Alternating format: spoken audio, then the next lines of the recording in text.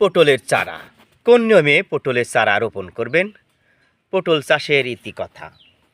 সাধারণত এই যে পলিব্যাগে যে চারাগুলো উৎপাদন করা হয়েছে, প্রথমে বৃষ্টির পানি জমে না এমন উঁচু জায়গা নির্বাচন করবেন।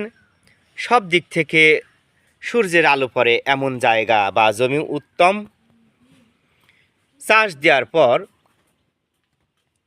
একটি চারা থেকে আরেকটি চারার দূরত্ব 2 হাত এবং সারি থেকে সারির দূরত্ব 5 হাত। এ নিয়মে প্রতি শতকে চারা রোপণ করতে হয় মাত্র 40 পিস। প্রিয় দর্শক, সাধারণত পটল একবার চাষ করলে একই জাতের পটল থেকে 3 থেকে 4 বছর ফলন পাওয়া যায়। সাধারণত 1 বিঘা বা 33 শতকের জমিতে যখন পটলের ফুল প্রোডাকশন শুরু হয়, মোটামুটি প্রায় 15 থেকে 20 মণ পটল সংগ্রহ করা যায় প্রতি সপ্তাহে বা 8 থেকে 10 দিন পর পর।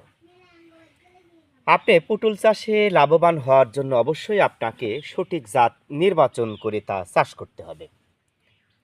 এই জন্য আপনাকে অবশ্যই যেখান থেকে চারা সংগ্রহ করবেন বিশ্বস্ততা মেনটেন করে চারা সংগ্রহ করতে হবে।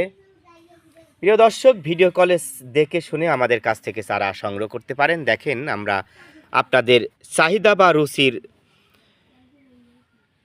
বিবেচনা করে আমরা বিভিন্ন আকার এবং সাইজের পটলের চারা উৎপাদন করে রেখেছি। আপনারা চাইলে আমাদের কাছ থেকে সংগ্রহ করে চাষ করতে পারেন। ভালো থাকুন, সুস্থ থাকুন।